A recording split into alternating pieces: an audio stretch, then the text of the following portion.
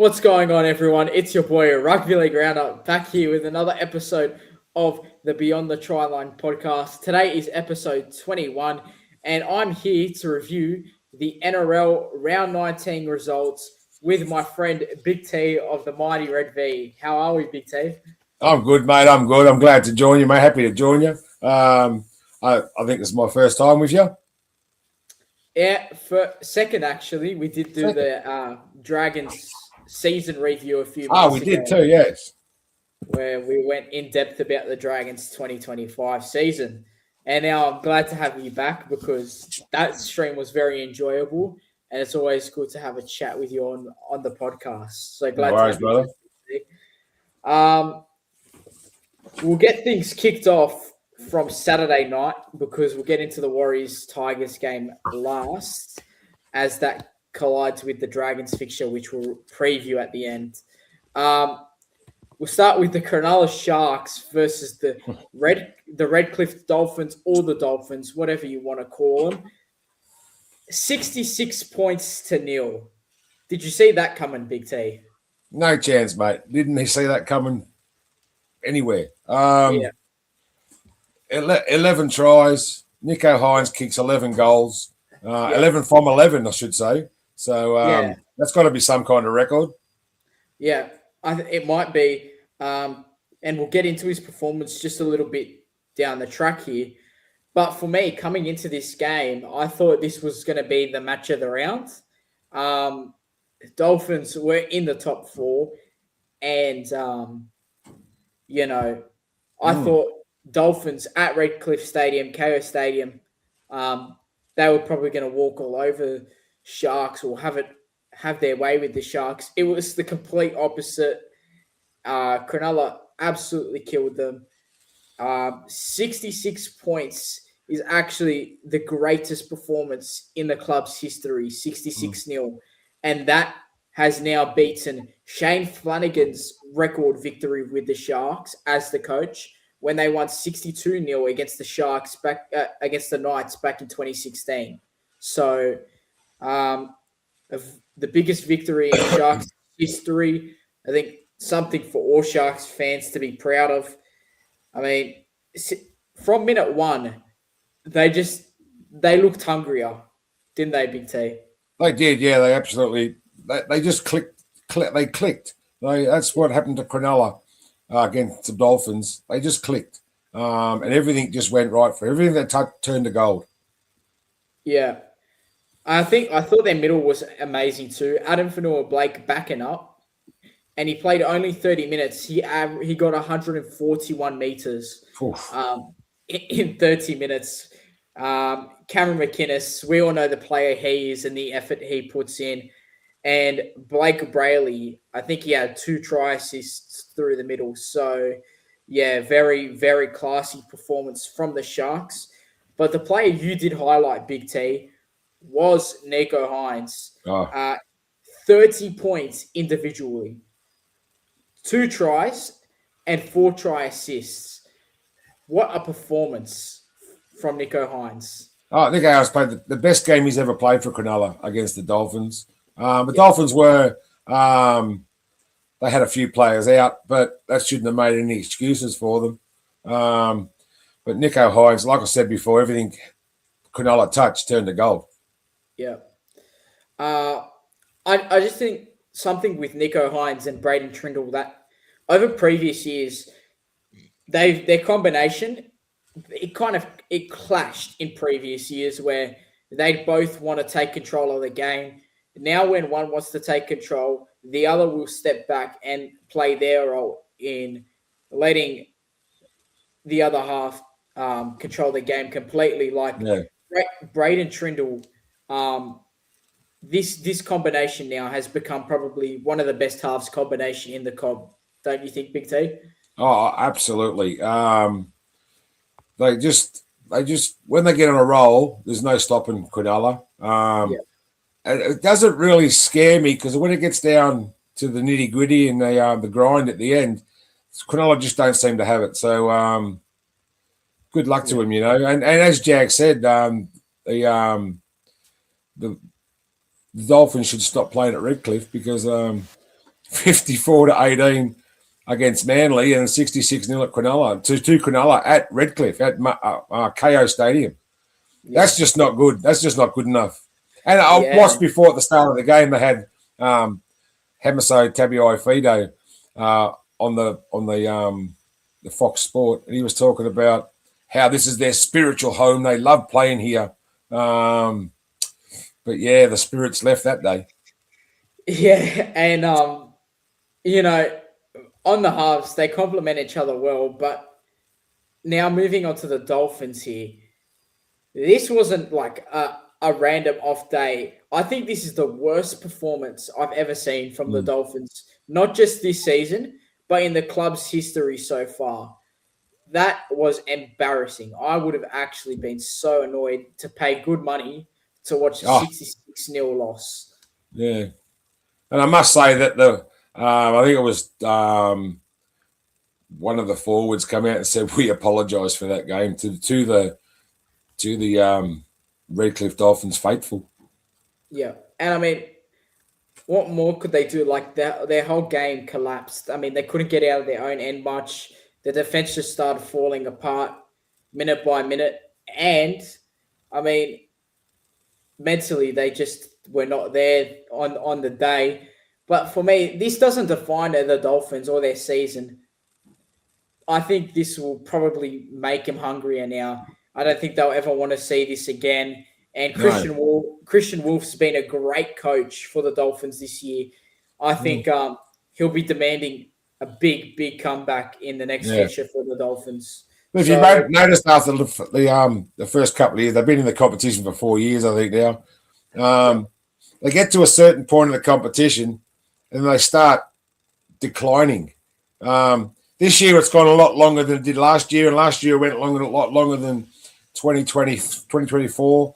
I'm not sure whether they're on a slide, but they're going to have to turn it around quickly. Yeah, and I think for me, now this changes the conversation of the finals now because, we've spent most the season, the big teams that we're talking about, the Panthers, the Roosters, the Warriors, the Knights. At one point it was Manly, but now they've slipped out of the 8. And the Dolphins, who did just get beaten by Sharks. Should we include Cronulla in these conversations now? After the 66-0 beating of Dolphins are a top 4 team. Cronulla, they're top 6 team. And again, I think both teams will slide out of the. But I think they'll get to the semi-finals, but they'll slide out first week. Your player of the match, Big T. Who do you think deserves it for this game? Oh, it has to be Nico. You can't go past what Nico Hines did. I think he scored 2 tries, I think. Yep. He might have scored 1. No, just scored 2 tries and kicked 11 goals. Yep. You can't go far past Nico Hines. Yeah, very creative game. And the 4 assists. I mean, yeah. He made the right plays on Saturday, and if he's on Nico Hines, he's going to be dangerous for many teams. Yeah, but Nico Hines has the what do they say?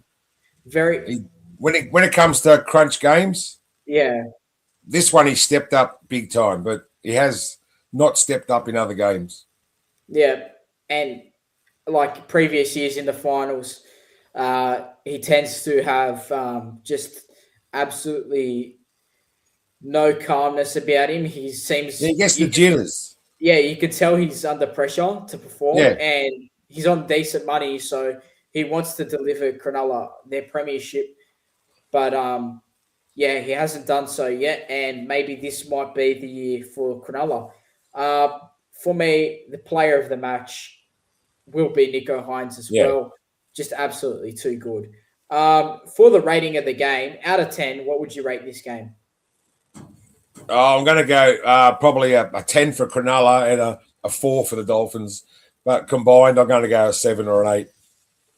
Yeah, I'm going to go with a 6.5. I'm going to go right in the middle there. Good game to watch. for many people except Dolphins fans. But I thought in general, for a neutral, it was quite an entertaining masterclass there from the Sharks. But that wraps that game up. We'll move on to Saturday night, 5:30. Oh, can I just add? Jag added that Nico Hines beat Brett Kamali's record of most points in the game. So there you go, Nico Hines. Yep, and thank you for mentioning that, Big T, because we'll go through some of the comments here. And I think Jag said, "Has Big T stopped playing?" What are you talking about? I don't know what. I think what are you talking about? What are you talking about? What are you talking about? I don't know what you're talking about. Ancient history. Ancient history. Yeah. Move on. He's not as salty as Cameron Smith. That's one thing, and that's for sure. Yeah. That was only Cronulla's third win against the top 8 team. Yeah, true. That's one more win than the Dragons have had. So, I mean, Redcliffe only gets. Yeah, I mean, you know, I like it though. Like, it's a good atmosphere. It is. I mean, how can you say you like Redcliffe with 10,000, but that Cronulla Stadium, Shark Stadium, only gets 13,000? So yeah, I think they need a bigger stadium or move to Suncorp. I reckon that stadium will get an upgrade eventually. Good day, Annie. How you going, babe? As they're doing, you know, as they're a new team, they'll probably get more favoured to get a stadium upgrade. Hello, Annie. Yep, go the Blues. We'll celebrate that all the way. They'll bounce back. They need their spot isn't guaranteed for finals. Yeah, not yet, but they've been very consistent. Christian Wolf. Okay, yeah, okay. Jag knows everything. He's Mr. NRL and NRLW. Yeah, 100%. They need Katoa back quickly. That's for sure. That's for sure. I mean, Isaiah Katoa has to be probably the biggest loss for the Dolphins. You can tell he's missing. So, yeah, can't wait to have him back for Dolphins fans. Cronulla have a huge game against Newcastle. That's going to be a good watch. I'll get into that for my tips tomorrow around 5 p.m. whenever they come out. That's a bit confirmed yet, but they will be up tomorrow. What's up, Billy and Big T? Hello, footy fanatic. How are we, mate? Thanks for joining us. If Cronulla are serious about contending for a premiership, they need a top 4 finish. Well, they could do with a top 4 finish. Maybe they can defy the odds of being the first team to win outside the top 4. But I guess we'll wait and see. We'll move on to Saturday night, 5:30, Big T, where Canberra Raiders produced probably their best performance of the season, defeating the Bulldogs 40 points to 16 at Accor Stadium. Heading into this game, I thought it was going to be an arm wrestle. Both teams strong physically in the middle, and they have some damaging outside backs.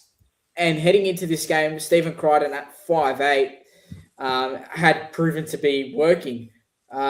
Obviously, that wasn't the case today, on Saturday, sorry. And from the opening whistle, I mean, the Raiders were just outstanding, more intent. They won the middle. They defended aggressively. And when the first half was just an absolute clinic from Canberra.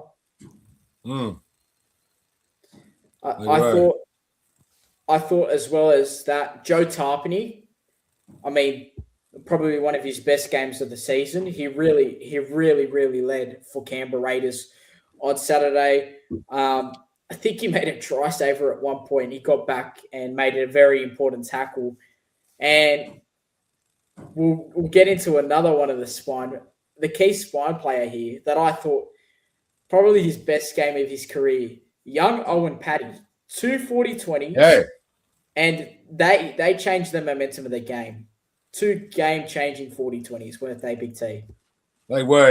If he hasn't signed for Canberra Raiders, I think the Dragons board has got to get on there and go and sign that kid because he's going to be a superstar. I said it 2 years ago when I first seen him. I might have been earlier than that, but no, he was outstanding. Yeah, I mean, he's under pressure, he's delivered some big plays for Canberra. I mean, the young spine they have, Ethan Sanders, Ethan Strange, KO Weeks, they're all going to be guns in a few years, or KO Weeks already is, and same as Ethan Strange, but particularly Ethan Sanders and Yeah. Owen Paddy will be big for Canberra Raiders. But the thing that stung the Bulldogs the most was probably the start of the game. They really won probably the first 5 to 7 minutes, and then they put a nice ball to Jethro Redekama. He drops it over the try line, Yeah. and Xavier Savage. Well, while they're there celebrating it, what seemed to be a try, Xavier Savage picks the ball up and runs 102 meters down the field. No, I was sitting there watching the game, and I said to my mate who was sitting with me, Marty, here you go, mate. Don't know if you're watching, but I said to him, he's dropped that. Rinakama's dropped that, and he watched the Savage running the other end, and I said that's a try to Canberra. And all sure enough, something went down. Blows the whistle for a try. Rinakama did drop it. I thought he might have grounded it with his stomach, but no, it was his legs. See you later. Yeah. See you later, Xavier. Yeah, and we know with him 2 weeks ago what he did with us when he got the ball in open space controversially. Yeah. But that for me probably stung the Bulldogs the most. I mean, they looked like they were going to have it over him, but after that play, I mean, just not it. One player though in the middle of the field, Zach Hosking at lock forward, scoring a hat trick. What do you make of that? Oh, again, Zach Hoskins is a great player. His old man was a good player too. David Hoskins played for Manly. But yeah, no, he had a great game. I think he played the full 80 minutes. I'm not sure about that one, but yeah. He had a great game. He might have played a bit less, but yeah. No, great game, 3 tries. And they were one after another, so there's a golden hat trick, they call that, don't they? Yeah, and he played 66 minutes, pretty close to the full 80. That's a great effort. Playing in the middle. 66 minutes, great effort. And he's a back rower most of the time. That's his main position, but he delivered at lock forward. To make matters worse for the Doggies, though, Stephen Crichton left the field. He got stretchered off after what seemed like it wasn't a big tackle. He just got hit and then fell down and didn't get up. What do you think of that? No, I didn't really see that one. When he went down, I quickly went to the toilet, made a cuppa. By the time I come back, he was being stretchered off. So I didn't see much of that one. I apologise. Yeah, and all good, Big T. But with the Stephen Crichton thing, they did say it was a nerve. Now that worries me because he's had this nerve injury already, and we know with nerve injuries it could cause more damage. I don't like to bring it up, but Jairo had nerve damage down his shoulder, and that could have been probably a cause for what he's got now. Hopefully that's not it. But the Bulldogs did clear him of any serious. Yeah, they have. Yeah, they say he might play this week. So I'm not sure about that one. You'd think if you're Cameron Serrato, you might rest him, but then again, you might need him if you're trying to. They can't rest him. Yeah, they've got to win. They need to win. Yeah, they're at the moment. That's the big headache. They're 6 points out of the 8 at the moment. Yeah. 20 points, 4 points out of that at the moment. So they've got to do something. It's the big headache they've got there, Big T, because he's their best player and they don't want to lose him. But you've got to think about the long-term picture and probably trying to maintain it and not rushing him back because it could get worse. So New South Wales are lucky the Origin series over.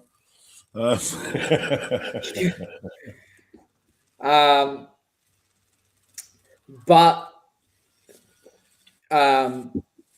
Thank God it's nothing like dislocation or whatever. It did, when he went down, it did look bad, but Yeah, they've cleared him now. But yeah, a nerve problem. I've got nerve problems in my neck, and they sometimes wreak havoc with my movement. So, and if you had it before, you got to keep an eye on it. yeah. Definitely.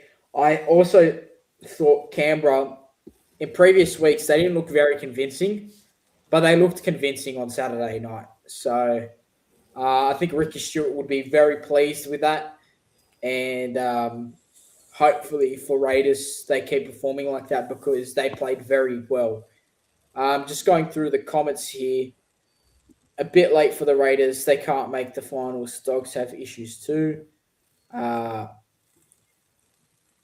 yeah, Yeah, 22 John nil at John halftime. Cosimus says dogs can't win with Sutton as referee. So we I have the think, same problem, John.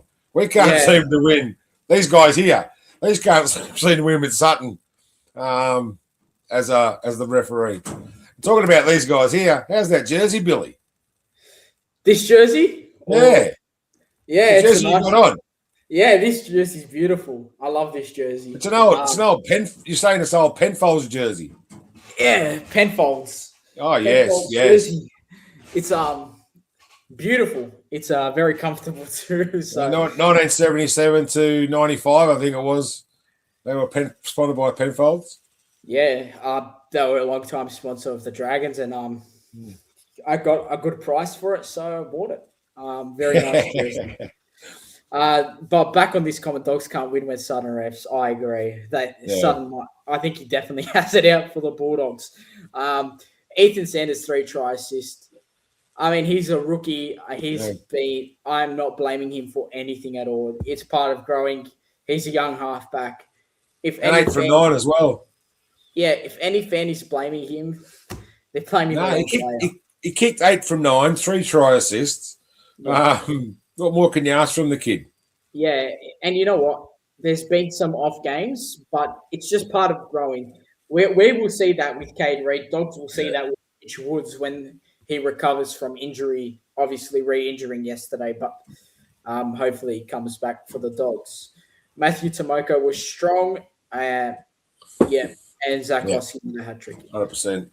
Two very disappointing teams this year, both top 4 teams. I'll tell you something, though. I did not expect the Dogs to have a very disappointing year. I thought they would still be 6 to 8 range, but hasn't been. I think both the Dogs and the Raiders last year overachieved. Definitely the Raiders, though. I mean, minor premiers. Yeah. Foggy was huge for them. Maybe keeping him for a year would have been better, but unfortunately, they couldn't hang on to him. And Raiders have Ethan Sanders. They're developing him, and they're also developing Kobe Black, which is going to be really interesting to see who wins the battle for the halfback jersey in a few years' time. Kyron was up and about in the sheds. I didn't watch this game. It was a snooze fest. Yeah. Each to their own. Some watch the NRLW and some will watch the Dogs versus the Raiders. I did watch both of them until my laptop died, and then stuck with whatever was on the TV. I watched the Roosters versus Knights NRLW. It was a good game, that one. Critter. We'll find out about that Wednesday night, won't we? Talk about it Wednesday night, maybe. Yeah, we will be talking about that. And the upcoming fixtures for the women's footy. Critter is all good. May miss this week as his wife is due to have their first trial. Congratulations. That's that's a good achievement to have a child, and especially if it's the first. 10 to Bulldogs points. Oh, all the stats. All right, yeah. Yeah, they've got a couple of big fixtures: Warriors, Storm, Roosters, Rabbitohs. Dragons probably a winnable game for both teams, but every game except for the Broncos and the Dragons is going to be hard. Won't win round 25. Hope not, but you never know. That jersey doesn't suit you, Billy. No, Suits you great, Bill. talking about jerseys, Billy. What's that thing up on the wall there? Hope that's not your bedroom. This is my bedroom. This is my room. It's my what? It's my mum's gift to me from when I was young. Okay.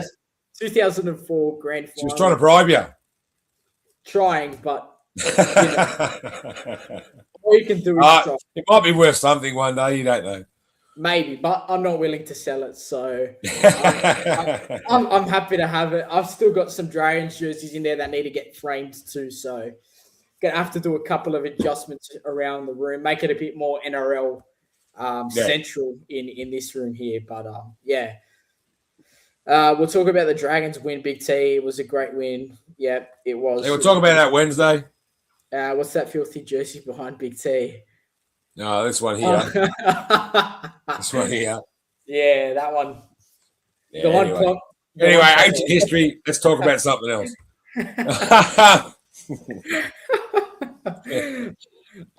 Player of the match, Big T, for the Raiders Dogs game. I'm gonna give a toss up. Zach Hoskins and Ethan Sanders. They both had games, but I think Canterbury let them play that good. So I'm not quite sure about these two teams. Yeah, I'd have to go Zach Hoskins. I mean, I look forward to get a hat trick. I know it sounds like I'm copying you on this right now, but good, mate. We know the good players. That's it. And this guy was outstanding. 28 tackles, 134 meters, 3 tries in 66 minutes. Simply outstanding performance. And yeah, I mean, one of the players I like watching, Zach Hoskins. He's very, very solid. Just a quick rating for this game, Big T. What do you rate it? Yeah, it was pretty poor. I'm going to go a 4. Pretty low, pretty poor. Like Jess said, it was a snooze fest.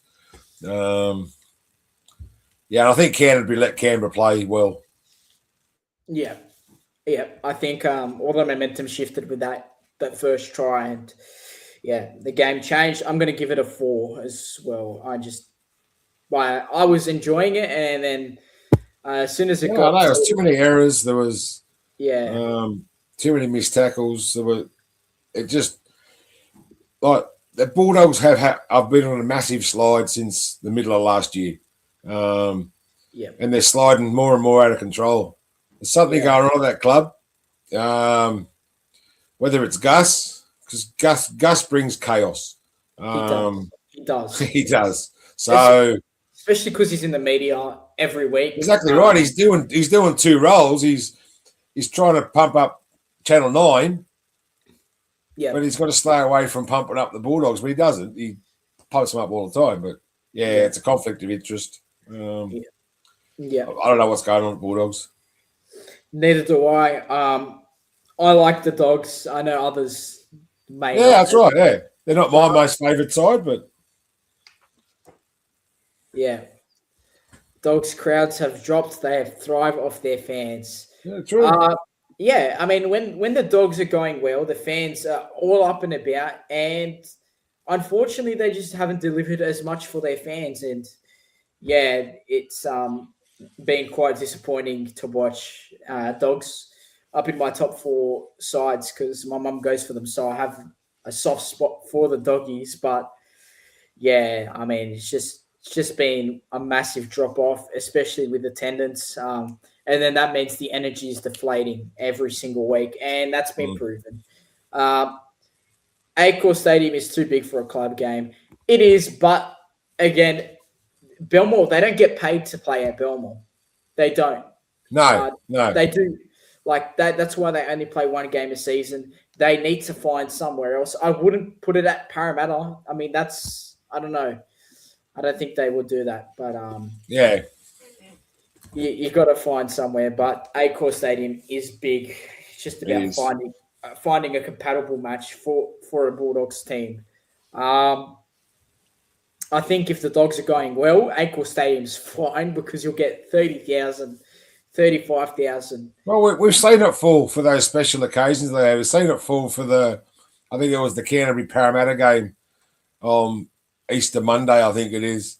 It's Yeah, absolutely packed. They get the fans there. yeah, But when the team starts to slide, all other games are more. No, we won't go to that one. We'll lose anyway. John Cosmos says Punch Bowl Oval. You know what? Yeah, Good Friday's a packed one as well. So Yeah, I think it's King's birthday they played Parramatta, and that was packed as well. Let's move on to Billy. Yep, that's exactly where we're Freezing going out to here. go. All right, the Roosters versus the Eels. Now 28 points to 12, but I don't think the score reflects the effort Parramatta put in this game. Yeah, that's right, 100%. That Parramatta played really well. It wasn't until the last 20 minutes that Roosters ran away with it, but they ended up scoring the last try. So yeah, they played really well. I mean, it wasn't the flashiest performance from the Roosters, and I kind of expected them. The amount of possession they had in the first half to pile on the points, but it was professional. The story of the night, 100%. Daniel Tupou, 300 NRL games, 194 tries with a hat trick on Saturday night. Couldn't get any better for the milestone man, could it? No, it couldn't. As Jess says there, Daniel Tupou, congratulations, 300 games. First player to score a hat trick in his 300 game. There hasn't really been a lot of 300 game players, but some of the big names are up there with 300 games. Cameron Smith's up there, 300 games.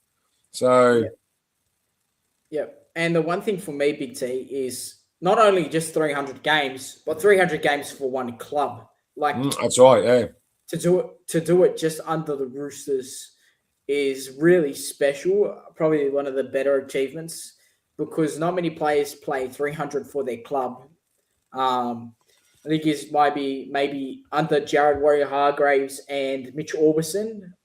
I'm not sure about if there's any more that have played more games than him, but yeah, very big achievement to Daniel Tupou. I thought Roosters put on an absolute clinic in that last 20 minutes. I mean, it's just that first try, mate. What a freaky try! Unbelievable try. Oh my God. That Mark Nawanganitawase, he is a freak. Yeah. He just does freakish things. Yeah, he does. I mean, that offload was something. Yeah. Like, he just threw it, but it landed on his chest. Like, it was a perfect pass, and he didn't know where he was passing it. He's such a big, strong player. That's where he gets his agility from his strength. Like he can score tries. He's 5 meters. He's got 5 players in front of him. He'll score the try. Yeah. He's just so strong. And I thought the Roosters forward pack was really strong. Spencer Leniu, 153 meters. Nafahu White, 187 meters. Victor Radley, 157. And Siwa Wong, 156 meters. I mean, how good was the Roosters forward pack on Saturday night? No, mate. That's their strength, and their even bigger strength is their backs. They have got a good side. A couple of youngsters. That's Hugo Savala. What a player. I think somebody mentioned in the comments there that DCE's holding him back. He had a great game as well. Hugo Savala. They also have Rodwell Jr. So I think the halfback, Toby or Tom. I'm not sure. Yeah, the halfback. There's two brothers there, but yeah, Rodwell Jr. He'll be there for the future. Both those players. You hear Sam Walker might be exiting the club, so that might create space for the both of them. That's right. And come on with the red V, Sam. Come on with the red V. That's it. I mean, that'd be a big signing. Now, Jess again in the comments. King Katonga was there to watch Daniel Tupou. And one of the princesses were there too. So good on him. Yeah, it was big. Yeah, Minichella Mini. Mark isn't available for the World Cup. He goes straight to Wallabies in Ah, November. hang on. There's been a development there. Okay.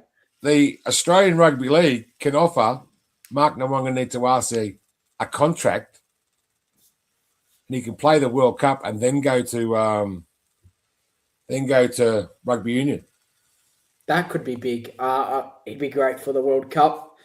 Very, very influential. Yeah, I read that today somewhere. Not sure where. Yeah. But yeah, hopefully it's true. I think he's a great player. I think it's a bit sad, but bringing him in only for him to leave, because it takes away the opportunity of a younger player who wants to play for Australia, or another player who wants to play for Australia. I know he played NRL this year, but I think it's a bit rough on the other players. Yeah, it might be. I can't wait to see that side. I can't wait to see the World Cup. The last thing to highlight the Roosters was the fullback Big T, Cody Ramsey. 166 running meters from 15 runs. He set up a try for Billy Smith down that left side. Yeah. Great player at fullback in particular. How do you think he went? I mean, absolutely fantastic. I think Cody Ramsey under his new training system, I think he's just thrived. I don't know what's wrong at the Dragons. He was playing well at the Dragons. He should have been in our top side more than he was, but we made a decision to let him go, and he might take Mark Nawaqanitawase's job next year. Yeah, he could very well, but I really don't think he's a winger, in my opinion. I think he's a fullback. 100%. I think he's definitely a fullback. I mean, we've seen that at the Dragons before his big injury. He was definitely our fullback for the long-term future, but plans can be thrown at you all of a sudden. You have to make a quick change, and unfortunately, it didn't go the way we or he himself wanted to. So, all the best of luck to him. Nothing against him at all. Very good player to watch. Parramatta, very good effort. We went through the fact that the scoreboard probably didn't reflect actually the game. Yeah. I mean, Jack Williams, 51 tackles. He set a try up, bursting through the middle, and over 100 meters. I mean, how good was Jack Williams on Saturday night? Yeah, Jack. He always puts in. He's always reliable. He's just one of those players that plugs along. Does his job. He does his job well. He just plugs along. He's a great player. I don't know whether he'll play representative. I'm not sure, but no, he's a good player. Yep, 100%. The biggest issue though for Parramatta on the weekend had to be the execution. 19 errors. I mean, you just can't make that, especially against the Roosters. They'll kill you every time. Yeah. Player of the match, Big T. I'll probably go with Daniel Tupou, game 300, the hat trick man. Just a very big performance from Tupes. He's running from the back, 204 meters, hat trick, and very, very classy performance from Daniel Tupou. Oh yeah, 100%. Like I said before, every week he does his job. He gets the kick return meters. He makes 150 meters a week. Yeah, scores a try nearly every game. Congratulations making 300 games. Yeah, and I think he's got a couple of years left. Yeah, I think so too. I don't know where he's off to now after he finishes up with the Roosters. And if he keeps scoring 3 tries a game, he's going to catch Alex Johnson pretty quick. That's it. If he does behind him, if he does find that NRL club that's looking for him, he might. But I think he might be off to England, Big T. I guess we'll see. Before we go into the comments, just a quick game rating. I'd probably go with a 6 out of 10. Yep, 6.5. I thought it was a good game. Yeah, this was a good game to watch on a Saturday night. Very, very solid performance, solid crowd as well. Yeah. Very good game. Into the comments. What is Parramatta thinking signing Jerome Luai? It is. Yeah, I know. It is a 1 year solution. We've done the same with Jonah Pezzett. 1 year solution before he goes to the Broncos. It's a thing, Big T. I just don't. I'm not mad at this because, sure, Pezzett might not have been the signing they hoped for, but he had an injury. Yeah, true. If he didn't have an injury, it could pan out way different than it has. So I'm not judging that signing, and I'm sure as hell probably not going to judge the Jerome Luai signing. I mean, 4-time premiership winner. I mean, yeah, you can't. If you can get a lot out of him for 1 year, yeah, take it. We're doing the same at Connor Watson at the Dragons. That's it. Bring him in for a year, sort of a stopgap measure. He's a proven player. They both are. Yeah, 100%. I'm not even thinking. I don't think that's a bad idea from Parramatta. I know it's a stopgap, but Jerome Luai is a world-class player. You know, he's done it at Origin. He's won a few series, especially that series with Mitchell Moses, where they didn't have Cleary. It was a completely different combination, and they both delivered. So I'm not mad at that. That combination worked at Origin level, so I'm sure that could be fine. Ronald Volkman wants out. Yeah, that's on the call of signing Luai. Question for you: did Jack Bostock knock on in Origin? Yes, he did. I'll be honest, he did. He knocked it on. It came off his hand. 100%. Origin's done and dusted. Anyway, Origin's done. We know what the bunker's all about now. So, like the World Cup, it's all rigged. It's all rigged. Yeah, that's it. Especially with the Dragons, in Argentina. Yeah. Don't get me started on them. Anyway, needs to come home. It would be good. It'd be nice. And Luai's nothing with Cleary. And he says, "What knock on?" Yeah, good on you. Moving on. Sunday afternoon. What a game! South Sydney Rabbitohs. I went to this with a few friends. They held on just in the end to defeat the Newcastle Knights, 26 points to 24 at Accor Stadium. There was so much emotion surrounding this game before the ball was even kicked. The Rabbitohs hosted the world's biggest birthday party in honor of former teammate Jai Arrow celebrating his 31st birthday while raising awareness for his diagnosis with MND. And what an incredible month it's been for the Jai July celebrations. Oh, yeah. It was an incredibly emotional afternoon. 30,000 people there to support Jai and the Rabbitohs. So was Albo. Well, how did he get his head there? I'm not going to get into that, Big T, because I don't want to get kicked out. Let's carry on. You know, South Sydney, they played with a lot of energy. They lost Dane Jennings early to an ACL injury or suspected. Don't know if there's any new news about that, but he got down. Jaden Sullivan got injured twice in the HIA protocols, so he'll miss next week for South Sydney. That means there's 2 players down. And I think also they lost Ewan Aiken 14 minutes into his stint. So 1 man on the bench, it was really hard, but they got it done. For 65 minutes of this game, they were comfortably the better side, weren't they, Big T? Oh, they were, yeah. They were looking good. David Fafita had a great game. And when David Fafita plays well, the Rabbitohs play well. You know what I mean? Like when he was at the Titans, when he played well, the Titans played well. He's a big game player, David Fafita. Yeah, was this the game where the guy lacerated his leg? Massive. Um, Was that a junior game? South I'm player. I'm not sure. No. I'm not Oh, very well, sure. the cut went from the bottom of his knee all the way up to his bottom of his thigh. So I don't know whether it was this game or a junior game for South Sydney.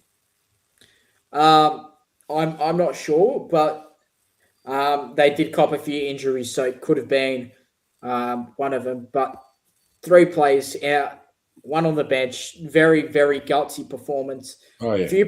Few players I want to highlight here, and we'll go through Dragons' new recruit for next season, Keon Kaloamatangi. 22 runs for 214 meters. He pulled off a few big hits on Lachlan Crouch, and he made 36 tackles with 2 missed tackles. So big performance from Keon. Brandon Smith as well. He's really starting to warm into South Sydney now. I think we can tell that he's enjoying his time. He's enjoying his footy again. For a period there when he was at the Roosters, I don't think he was enjoying his footy as much, Big T. No, I think there's a different structure at the Roosters. Just differently structured how the training goes. When he was at Melbourne, him and Bellamy used to bounce off each other all the time. They had a fantastic relationship. But he's gone to the Roosters, and the relationship between him and Robbo is totally different. He didn't have that top player mantle that he had at Melbourne. Yeah. He was back down the pecking order, didn't like it, didn't want to play, done stupid things off the field until the Roosters said, "That's enough. We don't want you anymore." Yeah. But yeah, he's really settling in at the Bunnies because Wayne Bennett knows how to treat people. That's right. And although his defense was a bit questionable on Saturday, it's because it was scramble defense. He really was hungry to make tackles. He kept flinging off and getting back up and going and tackling him again, which says a lot about his character. But the thing with these forwards is that they lay the platform for the back line to do everything. I mean, Matt Duffy, 3 try assists, 215 meters. Tallis Duncan with a try. Jack Whiten, another big player, and Campbell Graham. I mean, an absolute great backline. One thing I want to mention is Jai Gray going up against Dominic Young, 5'5" versus 6'5", and Jai Gray absolutely owned him on Sunday. So very big game. Well, I like what Bennett does with Jai Gray and Matt Duffy. He swaps them around and puts different players in for different games, and he's doing a great job with Duffy and Jai Gray. I think they need him now that I don't know how long AJ's out for with his calf injury, but as long as possible, keep Jai Gray on the wing and keep Duffy at fullback. It was the same as last year. Yeah, that's it. With Jai Gray in the side. He had to be in the side. Yeah, Jai Gray can make tackles. So, I mean, play him because they need him. And Duffy, they also need to play him because his ball playing ability is absolutely excellent. I mean, 3 tries. The Tallis Duncan try in particular, the spiral ball. I mean, he just cut Dane Gagai out. Dane Gagai had no chance. Duncan went through untouched. So, I mean, you just need Duffy went to England and has come back a different player. He has. I don't know whether England played with his psyche or not. They were saying that he was a very very awkward person to talk to. He had mood swings left, right, and centre. Maybe he's changed that. Maybe he's gone to England and changed his ways. Maybe. The one thing, though, with Duff is that he's always been fast and he's always been creative. And he's doing the same stuff at South Sydney. With 15 minutes to go, Big T, I thought this game was open. Then Knights go with Caleb Ponga scoring 2 tries in 1 minute. 68-69. No, bang, bang, bang. Caleb Ponga showed how good he is. But yeah, just go bang, bang, bang, bang, bang, bang, and you're back in the game. Yeah. And then So he set up the last try with Harrison Graham as well. I think he put him through, and then Harrison.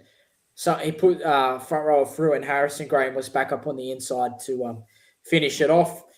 It gets to 26-24 with a few minutes, with about 2 minutes to go, and see us give away a penalty. yeah, They get down the field, the Knights, and Kalen Ponga throws a cutout ball to Dominic Young, but it just wasn't the pass. it was. That's right.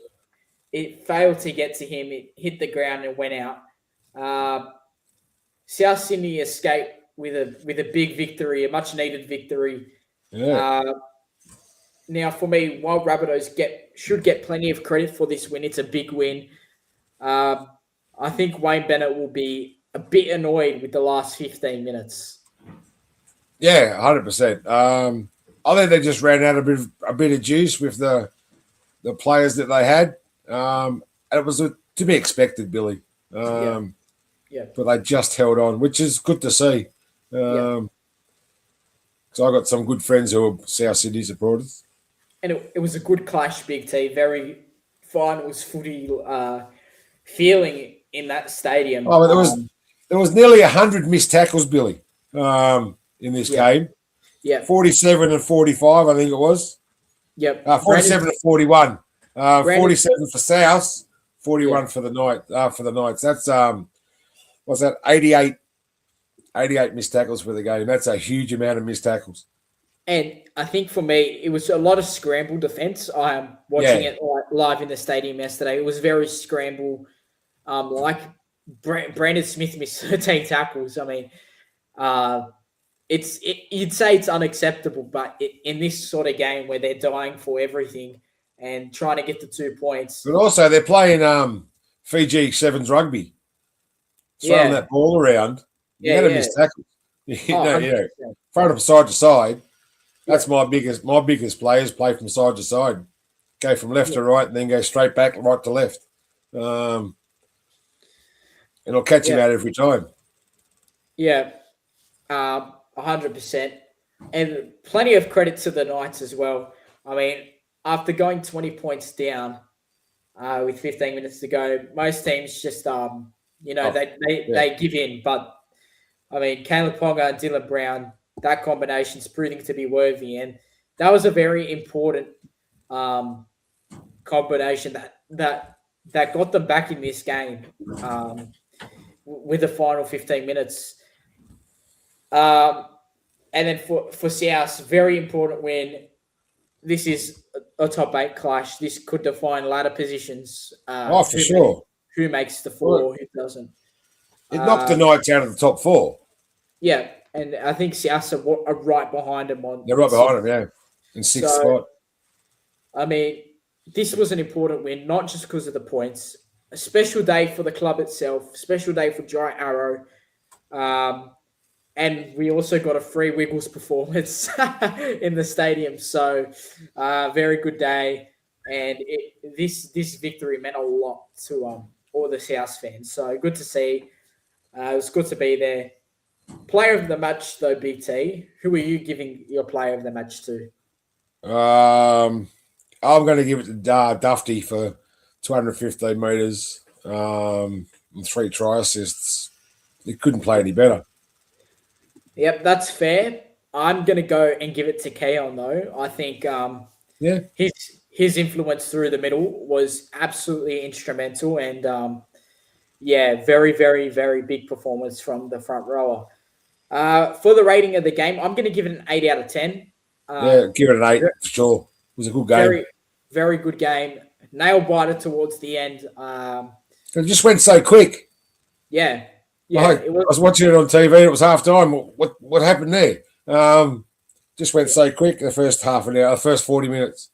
Yeah, it did. And this Sunday night of footy was truly a good night. Started with that one into Sunday afternoon on Channel 9 at free-to-air TV. North Queensland Cowboys beating the Eagles 19 points to 18, completing an incredible comeback at 4 Pines Park. Manly did have this under control. It got to 18 points to 10, and I thought, okay, Manly should go on with this now. But enormous credit to the Cowboys. They stayed in the contest, and a few quick tries. I think Braden Burns scored a double, and Ruben Cotter scored in about the 76th minute to get it to 18 all.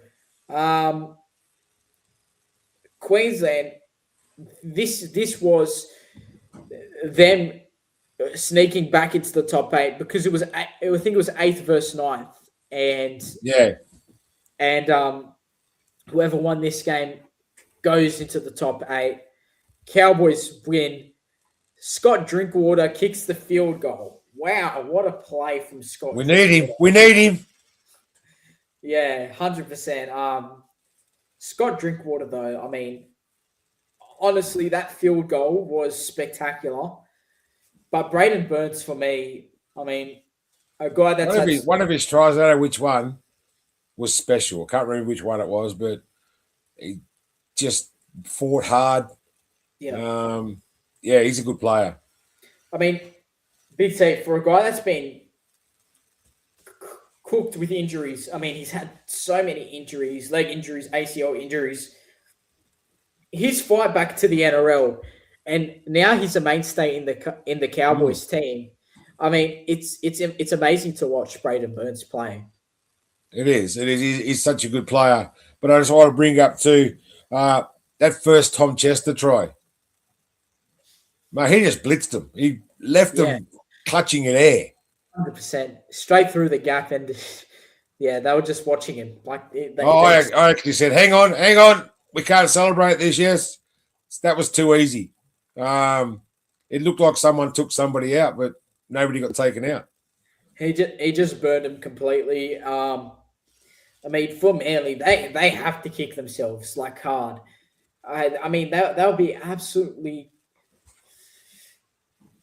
fuming because they shot themselves in the foot, Big T. They had this game at 18-10.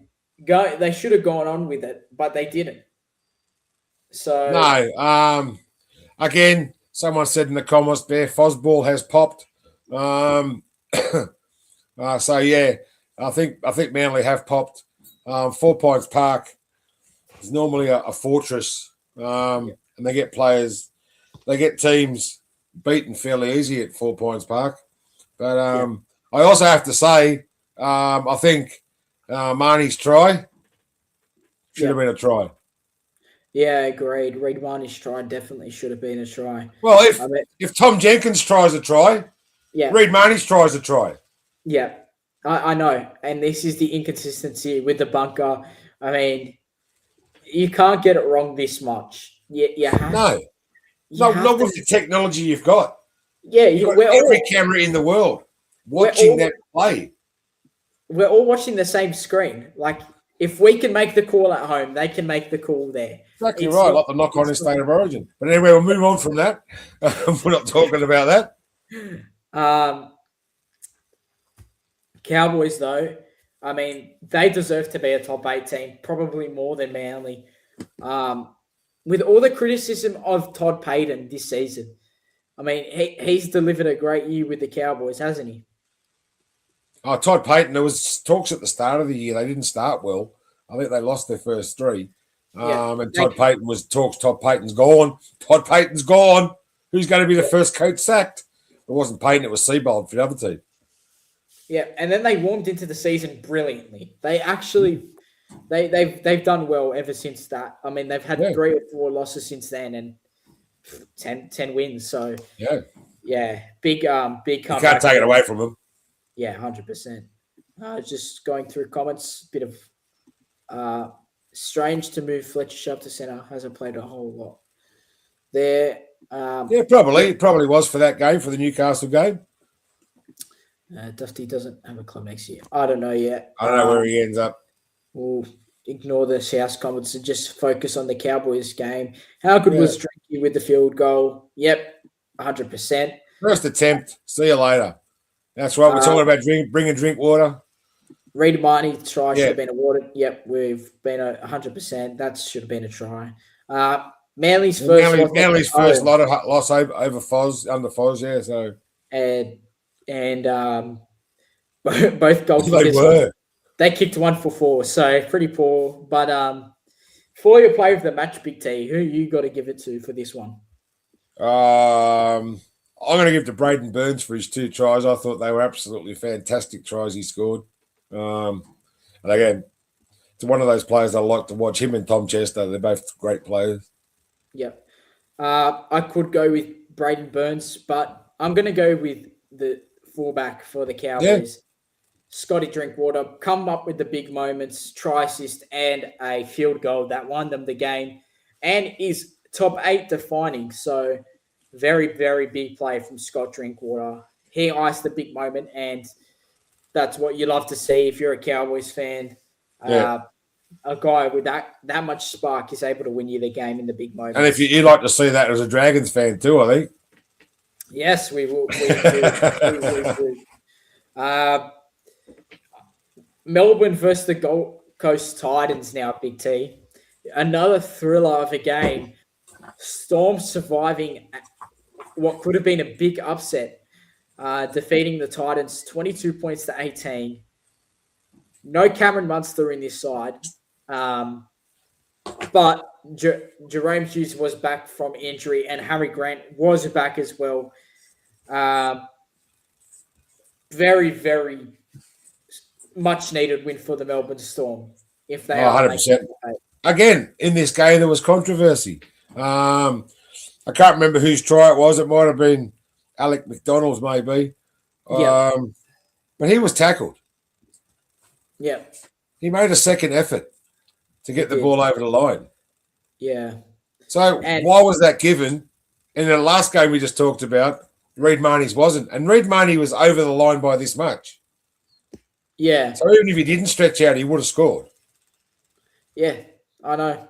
I mean, but I can't remember who it was, which one it was, but that was no try as well, or the Marnie try was a try. Yeah, that's it. I mean, it's just the inconsistency with the bunker. It gets worse every week, and you know we were just over it. The amount of money that goes into it. I'm not saying scrap it, but just please get someone in there that knows the rules. I mean, it's well, the bunker's in Redfern. I know, yeah, right? I know. Yeah. So why can't they have the same referee officiate in the bunker over all the games? Yeah, I mean, it's not as strenuous. It's not a strenuous job. No, yeah, it's 300 and whatever minutes it is over the round. Just put him in a bunker. Just let him at least sleep there overnight. Yeah, 100%. So we have consistency. That's the problem with the bunker. There's no consistency. Yeah, every referee's got a different opinion on plays in the game. Yeah, and the thing is, you need one because to have consistency, I mean, the refs know the rule book. They should all know. We shouldn't have to be talking about having one, but it's actually that bad that we might have to because it's stupid every week. There's same decisions being made. It's different. Like, you know, Cook's try was a guaranteed try. And yes, exactly. I talk about the bunkers ruling there. Yeah, they're awful. I mean, it's just a freaking circus in the bunker. But anyway, Titans, there's plenty to build on. I mean, this season although they aren't probably where they want to be in terms of results, their effort's been there in most games this year, hasn't it, Big T? The effort has been there. Well, they took up Lachlan Elliott up there because they thought he was going to be their saviour, but he didn't do much. The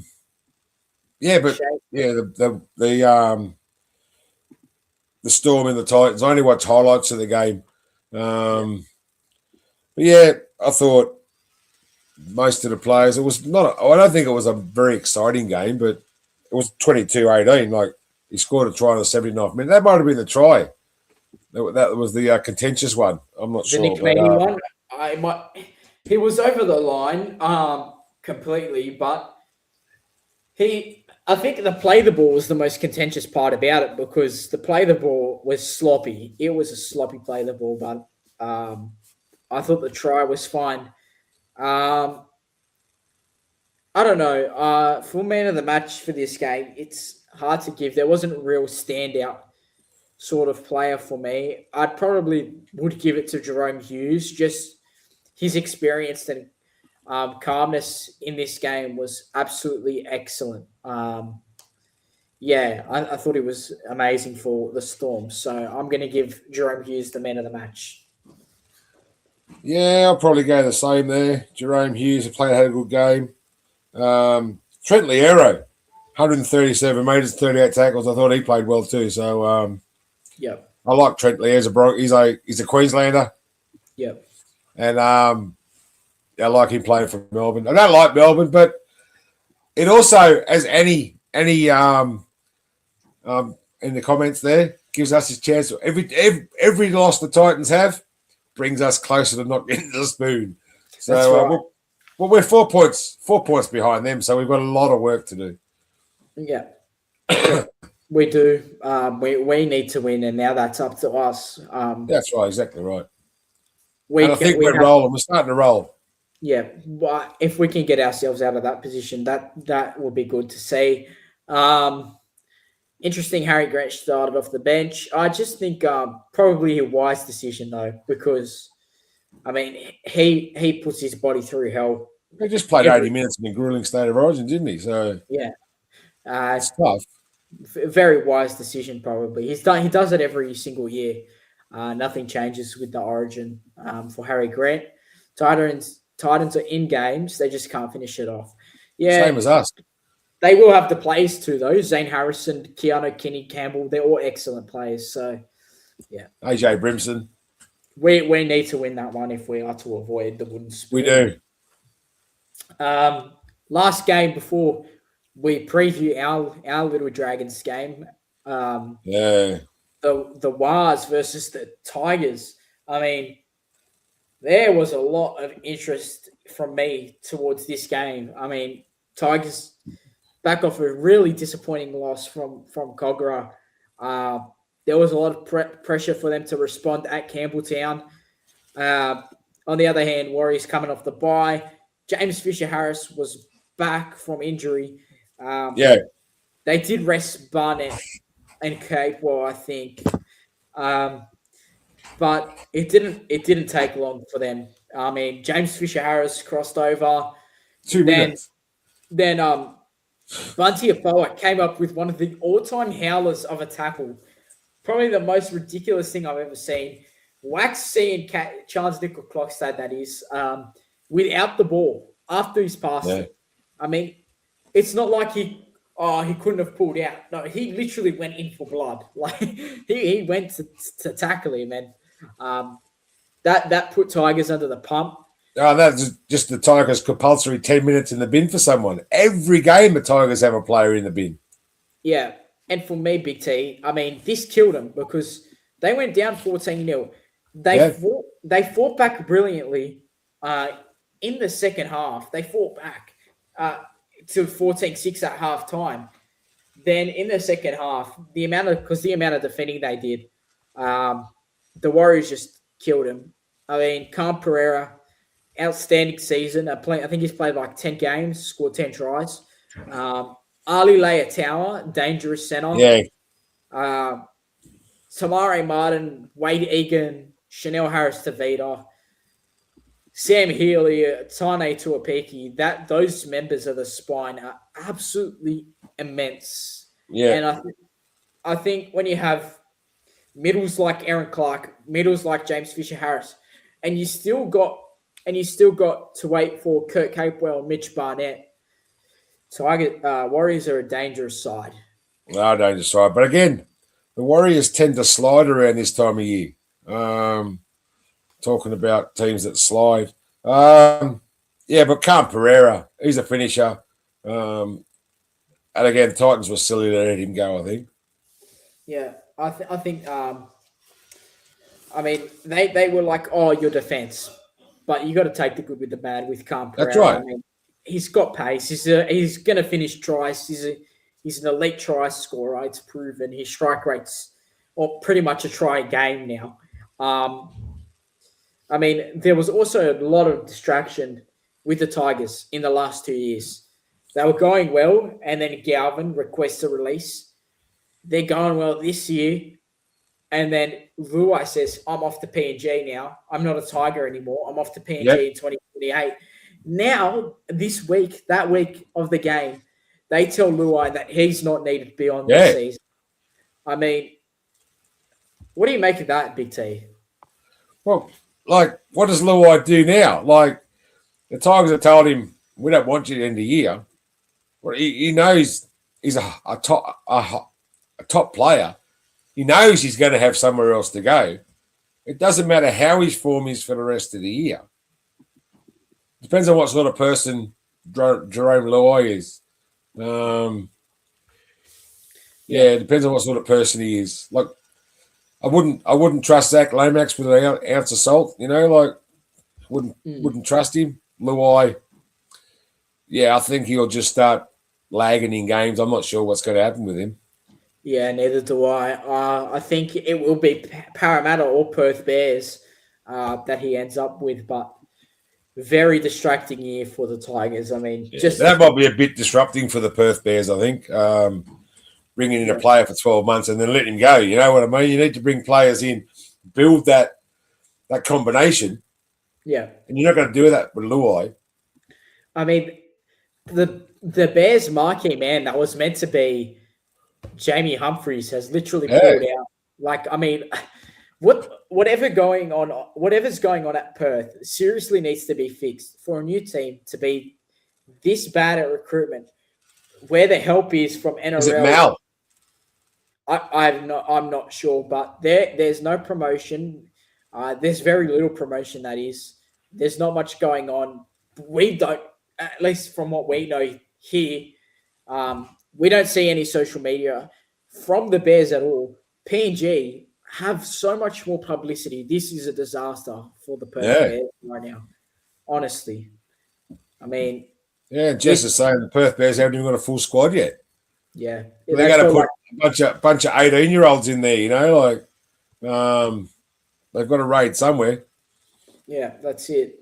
But in terms of the play of the match for this game, I'm probably going to go... I'll go with Tamare Martin. I think since he's come in... for the Warriors, he's been absolutely immense. I mean, creates so many line breaks, so many tries, very creative halfback. And it's just the system Warriors have with their halves. I mean, whoever needs to step up to the plate will. That's right. Yeah, and they lost Tanner Boyd earlier this year. And they bring in Tamare Martin and Chanel Tavita Harris Tavita, sorry. And they've got Luke Metcalf there as well. And they're both keeping Luke Metcalf out of the Warriors side. So, I'm going to say Harris Tavita. I thought he was my player of the match. He had such a good game. That's not very good at kicking, but I think he got 2 from 5. I think I'm not sure. They switched from Adam Pompey during that game, who started the kicking, but I think he nailed 3 of them. So, 3 isn't a bad kicking rate, 3 from 5. James Fisher-Harris is another reasonable shout coming back, but the 2 halves for me very important. But this smoothens into our game next Saturday against the Warriors. Yes, 5:30. We have the record over in Big T. We'll be reviewing this tomorrow. Tomorrow night on the Mad Dragons podcast on Teamless Tuesday, and very big game for us to try and avoid the wooden spoon. What do you make of this fixture? It's going to be a tough ask going over to Mount Smart. We do hold the record over in New Zealand. Well, sort of, because we played them in 2022 2 up on the Sunshine Coast. But we're leading them 11-9 in the wins in New Zealand and 25-15 overall. So we do hold a little bit of a hold on them. So yeah. And we've kept it close the last few times. I know the 23rd of May, the Jubilee game wasn't great, but there was a lot of effort in it. Hopefully we can keep that effort. We're a much better side than we were 5 weeks ago now. Hopefully this has changed, and I think this will be a good game going into. Oh, I think last time against the Tigers, our forward are a bunch of supermen. Yeah. Couchman's, Stewart, Egan. They're a bunch of supermen. And the backs actually played last week. I think moving Val to the wing, he's got to stay there. Yeah. He has to stay on the wing. Yeah. Because I think that helps him out. It helps him out with his bad shoulder. Yeah. Where he's not using that shoulder on the wing he's on. And that he moved to the wing on against the Tigers, and his confidence went up tenfold. Yeah, he was running through them every single time. Which he wasn't doing from centre. Yeah, no, he wasn't. I think it's a bit of a Zach Lomax situation. Moving to the wing. I don't think Holmes will complain, unlike Zachy Lomax. No. But what I'm saying is you've got to move him to the wing. You got to move him to the wing. Yeah, 100%. I could see us trying to win, but I don't know. It's a hard ask, Big T.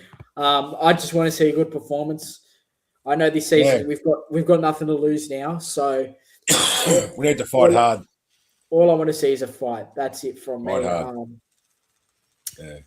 I think we have every chance of fighting for a win, but if it's in New Zealand, it's in New Zealand, so it will be a tough ask.